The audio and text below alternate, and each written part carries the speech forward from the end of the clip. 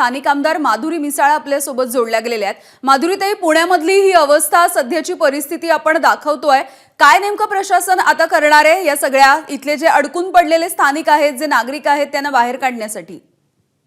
कालचा 2 दिवसचा पाऊस आणि आता खडक वासल्याचा विसर्ग त्याच्यामुळे तिथे पाणी शिरलेलं आहे। बराचसा भाग जो आता एकता नगरी वगैरे आहे, मी तिथे पोहोचतेय, ते एकता नगरी वगैरे खडकवासल्यामध्ये येतं, पण तरी सुद्धा माझ्या भागाला जोडूनच आहे, त्यामुळे तिथे पोहोचतेय। तिथे नागरिक अडकलेले आहेत। वरती साईनगरला पाणी आता शिरतंय, जिथे मागच्या वेळेस पण बराच पूर आला, त्यावेळेस पाणी शिरलं होतं।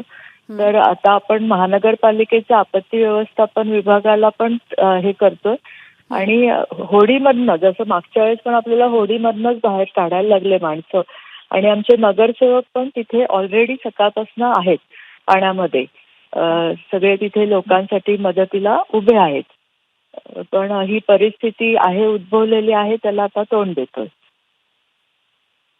मी दाखवतोय एबीपी माझाच्या माध्यमातून पुण्यामध्ये ज्या सखल भाग आहेत, ज्या छोट्या छोट्या वस्त्या आहेत, त्या ठिकाणी सुद्धा पाणी शिरलंय। म्हणजे इतकी अवस्था झाली आहे की घरामधलं जे काही खाणं-पिण्याचं सामान आहे ते सुद्धा वाहून गेलेलं आहे पाण्यामध्ये। नागरिकांनी हंबरडा फोडलेला आहे की आम्हाला काही सूचना सुद्धा दिलेल्या नव्हत्या।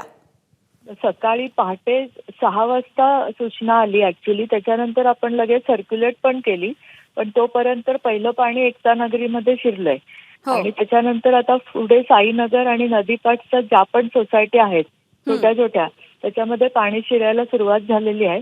पण खूप हाय अलर्टवर आपल्याला हे आता काम करायला लागणार आहे। मागच्या वेळेस पण हीच परिस्थिती उद्भवली होती आणि नागरिकांना आपण त्यापासून अलर्ट देतोय।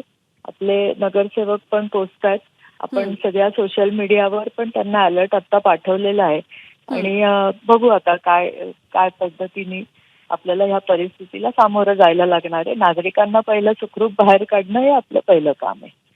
हो, अगदी धन्यवाद माधुरीताई, तुम्ही बातचीत केलीत यासाठी। एबीपी माझा, उघडा डोळे बघा नीट।